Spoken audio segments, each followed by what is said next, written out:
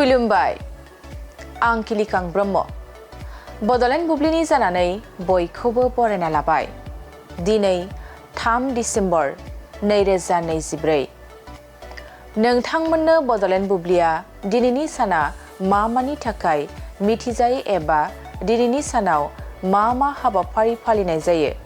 नोंथांमोननो फारि फारि बड'लेण्ड बुब्लिया फोरमायगोन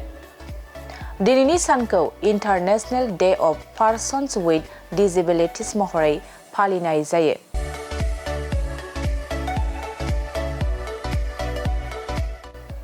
बेंगुरा सुबुंफोरनि हायुं गेजेरारि सानखौ बोसोरफ्रोमबो 3 डिसेम्बराव बेंगुरा सुबुंफोरनि मोनथाय आरो गाहामनि थाखाय फालिनाय जायो आरो बे सानखौ 1992 मायथाइयाव जुथाइ हादोर सरासनस्रा जथुमजों गायसनजानाय जादोंमोन बै समनिफ्रायनो मुलुगाव बेंगुरा सुबुंफोरखौ मदद होनो आरो बेंगुरा सुबुंफोरनि जेंनानि बादै सांग्रांथि लाबोनो थाखाय फालिनाय जायो बेनि अनगायैबो दिनैनि सानखौ लेट्स हाग डे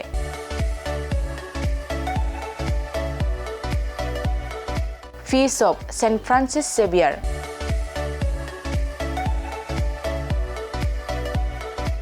आरो national roof over your head day महरै फालिनाय जायो